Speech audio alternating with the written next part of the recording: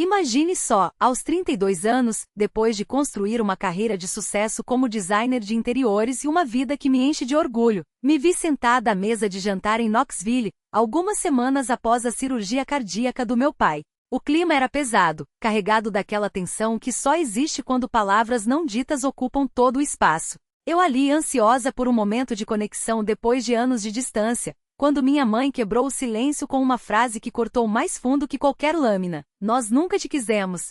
Meu pai apenas assentiu, os olhos frios como gelo, confirmando cada sílaba sem pestanejar. Minha irmã, imóvel, fixava o prato como se ali estivesse a resposta para o vazio que nos separava. O coração batia tão forte que eu jurava que eles podiam ouvir. Gritar? Chorar? Tudo parecia pouco diante daquilo. Mas me calei enquanto a mente girava em mil pensamentos. Como esqueceram tudo o que fiz por eles? Como apagaram cada gesto, cada esforço? 3 semanas depois, os telefonemas desesperados começaram. Atendi uma vez só para perguntar: se nunca me quiseram, como cheguei até aqui? Como essa dor se transformou no combustível da minha força?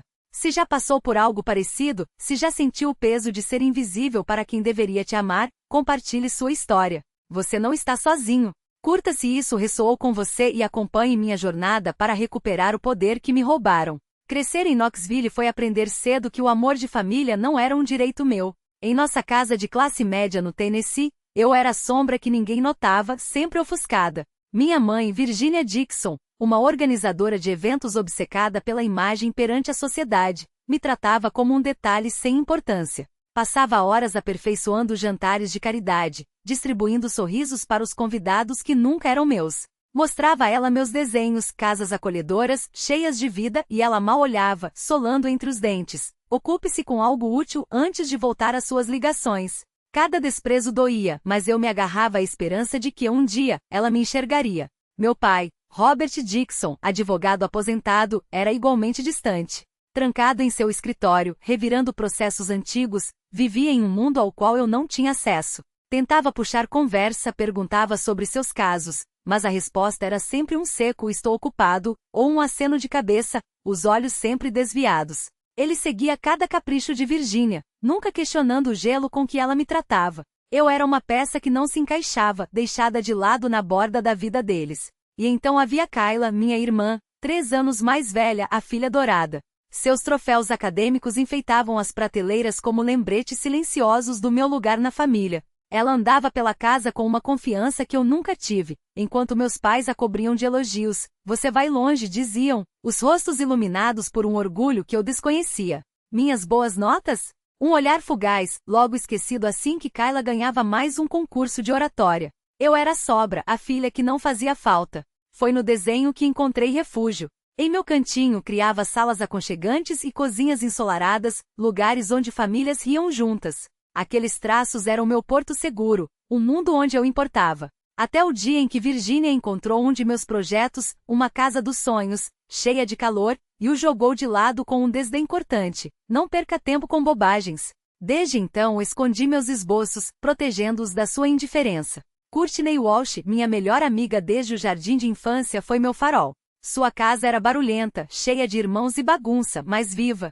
Sentávamos na varanda saboreando os brownies caseiros da mãe dela, falando sobre escola e sonhos. Quando ela viu meus desenhos, os olhos brilharam. Adrienne, um dia você vai projetar casas de verdade assim. Suas palavras eram um fio de esperança em meu mundo gelado. Lutei pelo afeto deles. Aos 8 anos, entrei para o coral da escola, torcendo para que fossem a minha apresentação. Virginia tinha uma reunião com clientes. Robert estava cansado demais. Fiquei no palco procurando seus rostos no vazio, o coração afundando. Aos 10, tentei basquete, imaginando que finalmente me apoiariam. Mas no mesmo dia havia a competição de soletração de Kyla, e eles escolheram ela sem hesitar. Cada rejeição abria uma ferida mais profunda, mas eu persistia, desesperada por ser vista. A escola se tornou meu escudo. Me dediquei aos estudos não só pelas notas, mas para provar meu valor. Minha professora de arte, a Sorta, Larson, enxergou meu talento. Com um sorriso gentil, afixava meus desenhos no quadro. Adrienne, você tem um dom verdadeiro. Suas palavras eram um bálsamo, mas não preenchiam o vazio de casa. Voltei para a distração de Virginia ou o silêncio de Robert, apertando contra o peito cada elogio da Sorta. Larson como uma armadura. Aos 12 a verdade se tornou clara. Os feitos de Kayla rendiam jantares em família e presentes. Meus esforços. Ombro frio. Uma vez, ouvi Virginia gabando-se para uma vizinha sobre sua filha brilhante, a voz transbordando orgulho. Falava de Kayla. Fiquei na sombra, a garganta apertada, entendendo que nunca seria suficiente. Mesmo assim, não desisti. Continuei desenhando, estudando, esperando. Mas algo dentro de mim começava a mudar. Uma força quieta, uma determinação de construir uma vida onde a aprovação deles não fosse moeda de troca. Na adolescência, o desejo por amor ainda ardia, mas agora queimava junto uma chama maior, a necessidade de me firmar sozinha. Aos 15 não era mais a criança silenciosa que implorava por migalhas de carinho. Queria respostas. E isso significava encarar minha irmã. Uma noite Kayla entrou na sala balançando sua carta de aceitação na faculdade de Direito, ufanando-se da festa luxuosa que meus pais planejavam para ela. Eles estão tão orgulhosos de mim, provocou, o sorriso mais cortante que suas palavras. Estourei, exigindo saber por que me tratavam como se eu não existisse. Sua resposta foi uma adaga. Eles sempre disseram que você é um fardo, Adrienne. Nunca quiseram outro filho. A verdade me atingiu como um soco, o peito queimando enquanto suas palavras ecoavam. Fiquei paralisada, seu riso soando em meus ouvidos, sabendo que ela apenas repetia o que eles pensavam. No dia seguinte, enfrentei minha mãe. Perguntei se era verdade. Ela não negou. Tínhamos planos, Adrienne disse a voz seca enquanto folheava anotações de trabalho. Você foi inesperada. Meu pai, ao lado, apenas assentiu, confirmando tudo com seu silêncio habitual. Aquela admissão quebrou algo em mim, mas também acendeu uma chama. Se eles não enxergavam meu valor, eu provaria sozinha. A escola virou meu campo de batalha. Me joguei em competições de design, criando layouts inovadores e paletas ousadas. Meu primeiro projeto, uma biblioteca minimalista, ficou em segundo lugar em um concurso regional. Corri para casa com o certificado na mão, esperançosa por um vislumbre de orgulho. Minha mãe deu uma olhada distraída, que bom, e voltou para o celular. Meu pai nem levantou os olhos do jornal. Doía, mas não me deteria. Inscrevi-me em outra competição, desta vez projetando um centro comunitário inspirado nos espaços abertos de Knoxville. Ganhei o primeiro lugar, um pequeno prêmio em dinheiro e uma menção na newsletter da escola. Esperei que notassem, que dissessem algo, mas nada. Enquanto isso, Kayla ganhou um notebook novo por mais uma conquista na faculdade de Direito. A Sorta, Larson, minha professora de arte, tornou-se meu porto. Ao ver meu projeto da biblioteca, chamou-me após a aula. Seus trabalhos têm alma, Adrienne disse, os olhos cheios de uma calor que eu não conhecia em casa. Aquelas palavras foram o empurrão que precisei para seguir adiante, mesmo quando o mundo ao meu redor insistia em me ignorar. Cada transferência era um bilhete silencioso. Veja, eu importo. Veja, eu posso ser mais do que vocês enxergaram. Mas as respostas, quando vinham, eram sempre as mesmas. Um obrigada, querida, distraidamente digitado por Virginia entre reuniões, ou depósito confirmado sem uma palavra de Robert. Nenhum, como você está? Nenhum, sentimos sua falta. Apenas o som surdo do dinheiro caindo em uma conta que nunca me abrigou de verdade. Ainda assim, eu persistia. Porque no fundo, a menina que uma vez desenhou uma casa imaginária com quartos para todos ainda existia em mim. Ela acreditava que se provasse meu valor em moedas e notas, talvez, eles finalmente a vissem. Mas UCLA me ensinava outra lição, que amor não se compra com sacrifícios, nem se ganha à força de provas. Dr. Patel me fizera repetir isso como um mantra. Você não é responsável por preencher o vazio deles. Foi em uma tarde abafada de outubro, com o cheiro de sal do Oceano Pacífico invadindo o campus, que recebi a ligação. O número de Knoxville piscou na tela do meu celular, e por um segundo, meu coração disparou com a esperança infantil de que desta vez seria diferente. Mas a voz de Virginia veio seca, quase mecânica. Adrienne, é sobre seu pai. Ele teve um derrame. As palavras caíram como pedras no meu peito. Não havia choro, não havia pânico, apenas um silêncio pesado, como se ela estivesse lendo um comunicado oficial. Os médicos dizem que vai precisar de reabilitação.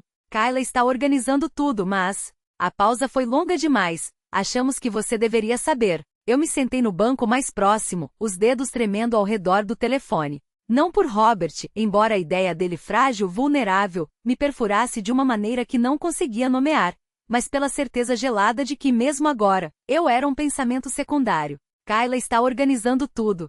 Claro, Kayla, a filha impecável, a advogada em ascensão, a herdeira natural do afeto deles.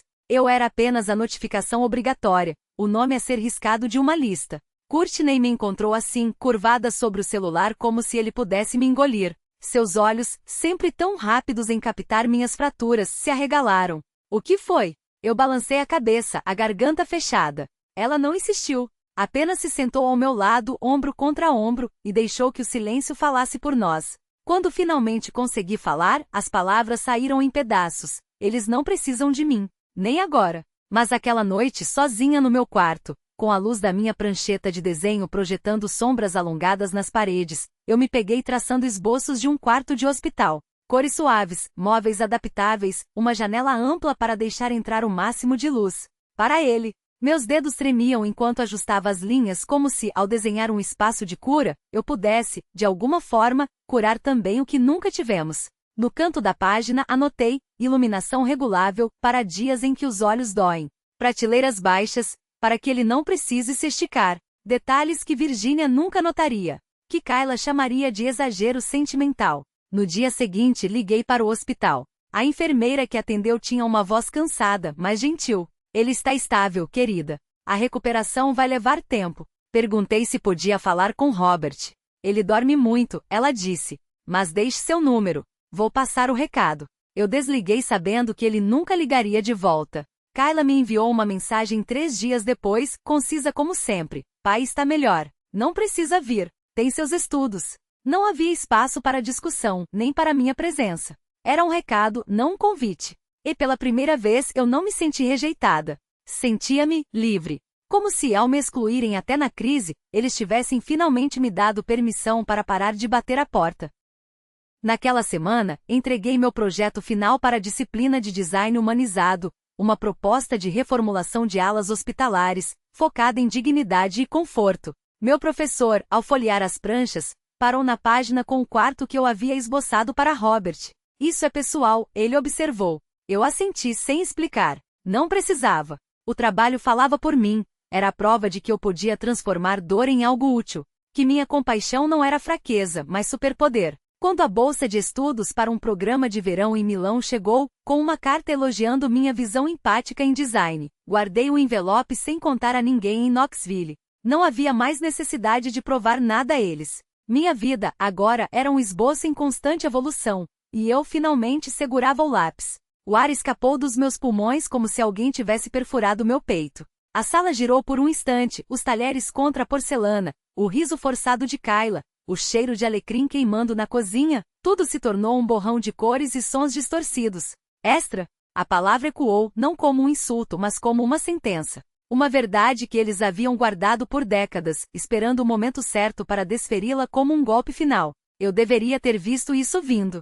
Cada transferência ignorada, cada aniversário esquecido, cada olhado vazio quando eu falava dos meus projetos, tudo eram pistas que eu me recusei a ler. Mas ali sob a luz amarela do lustre que pendia sobre a mesa posta com tanto cuidado, não havia mais espaço para ilusões. Eles não apenas não me amavam. Eles nunca me quiseram. Courtney apertou minha mão com uma força que me ancorou ao presente.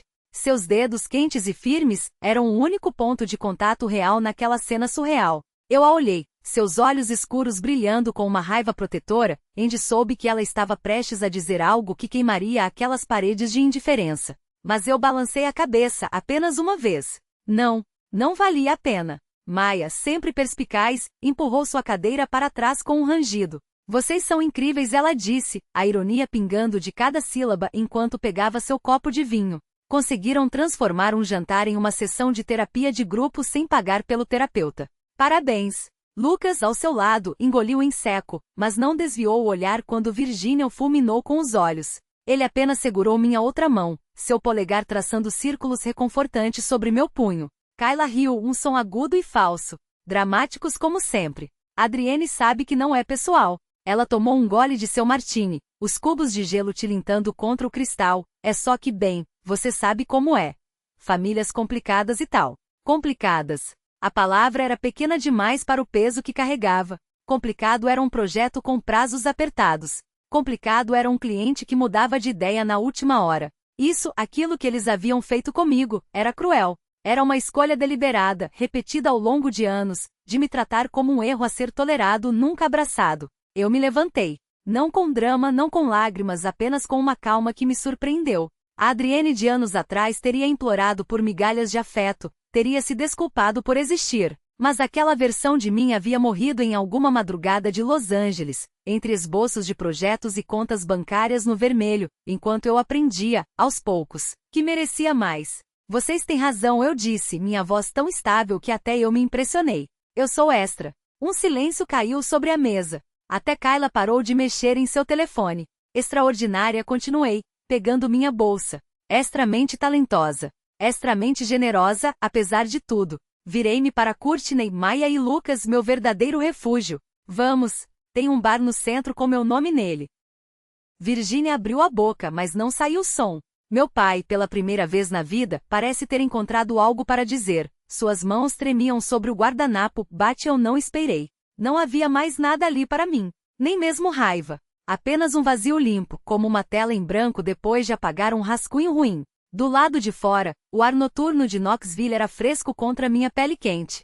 Courtney jogou os braços ao meu redor, seu perfume familiar, baunilha e tinta de caneta, me envolveu como um abraço que eu não sabia que precisava. Você é tudo, Adriene, ela sussurrou em meu ouvido. Eles não merecem nem as migalhas do que você construiu. Eu respirei fundo, sentindo o peso de décadas se desprender dos meus ombros. Pela primeira vez, acreditei nela. E mais importante, acreditei em mim. O jantar queimou na lareira da casa que já não era minha. Mas pela manhã, quando o sol nasceu sobre Chicago, eu estaria em meu escritório, lápis na mão, desenhando um futuro onde eu não era extra, eu era a peça central. E desta vez, ninguém teria permissão para me apagar. O projeto em Chicago não era apenas outro trabalho, era minha resposta silenciosa a anos de invisibilidade. Um centro comunitário com paredes de vidro reciclado, tetos verdes que respiravam com a cidade e espaços que abraçavam em vez de excluir. Cada linha do design gritava o que eles nunca conseguiram ouvir: eu mereço existir aqui. Eu mereço ser vista. A imprensa chamou de revolucionário. Os moradores, de lar, e eu. Pela primeira vez, não precisei justificar meu lugar à mesa. A mesa era minha. Enquanto Lucas tentava, com aquela educada teimosia sua, puxar Virginia para uma conversa sobre buffets e cronogramas, ela o dispensou com um gesto tão frio que até o ar na sala gelou. Não é da sua conta, cortou, sem sequer olhar para ele. Meu pai, com os dedos tamborilando na mesa como se marcassem o tempo de uma vida que ele nunca soube preencher, murmurou algo sobre a comida. Está bom, mas suas palavras tinham o sabor de serragem. Kayla, sempre pronta para o golpe final, riu como se eu tivesse contado uma piada trágica. Não finja que isso aqui é caridade, Adriene. Você só quer se sentir superior. Cada frase deles era uma pedra atirada contra o vidro que eu havia polido por anos. Mas dessa vez, em vez de rachar, o vidro refletiu sua própria feiura de volta. Servi a sobremesa com as mãos firmes, embora meu peito ardesse como se tivesse engolido brasas. Eles mastigavam em silêncio, indiferentes ao fato de que cada garfada era um favor que nunca pediram e nunca agradeceram. Quando Virginia finalmente soltou um obrigada rígido demais para ser sincero, soube que não era por mim, era pelo protocolo social, pela performance de uma família que só existia nas fotos. Meu pai se afundou na poltrona como se a gravidade o puxasse para um poço de sua própria criação. Kayla saiu sem se despedir, o estalo da porta ecoando como um ponto final. Só Courtney, Maya e Lucas ficaram, lavando pratos ao meu lado em um silêncio que valia mais que todas as palavras daquela noite. Seus sorrisos tímidos eram faróis na neblina do meu passado. Naquela cozinha, entre migalhas de torta e xícaras meio cheias, entendi, eu poderia bancar cada conta, cada dívida, cada erro deles. E ainda assim seria estranha na própria casa. A filha que nunca deveriam ter tido, como Virginia escancarou anos antes, bêbada de vinho e ressentimento. Parti ao amanhecer, com o sol de Chicago já me esperando do outro lado da estrada. Não olhei para trás. Lá, entre o burburinho dos canteiros de obras e o cheiro de café fresco no meu escritório, reconstruí tudo, desta vez, com alicerces que nenhum deles poderia abalar. O complexo habitacional sustentável não era apenas concreto e plantas, era a prova de que eu podia criar beleza onde outros só viam escombros. Os elogios dos críticos? Um eco distante do que realmente importava, as crianças do bairro que agora tinham um lugar seguro para brincar, os idosos que encontravam sombra nos jardins que eu desenhei. Por anos eu havia implorado por migalhas de afeto deles. Mas foi o "nós nunca te quisemos" de Virginia, jogado na minha cara como uma faca enferrujada que finalmente me libertou. Aquela verdade crua queimou até purificar, Eu não precisava deles para ser inteira. 3 semanas depois, o telefone tocou. A voz de minha mãe tremia, fina como papel de seda. Adriana, estamos em apuros. A casa, as prestações. As palavras se arrastavam, pesadas de vergonha e forçada, tardia. Como se o fato de eu ter pago pela cirurgia do meu pai, pelas contas que eles escondiam, pelos jantares que queimavam na minha garganta não bastasse. Como se eu ainda devesse algo a quem só me deu dívidas emocionais. De pé diante das janelas do meu apartamento, com o skyline de Chicago pulsando em luzes que me pertenciam, senti o peso de décadas se transformar em algo leve, quase risonho. Vocês nunca me quiseram repetir, e dessa vez não era uma acusação, era um fato. Um fato que finalmente não doía mais. Não vou salvar vocês. O clique do telefone foi o som mais doce que ouvi em anos.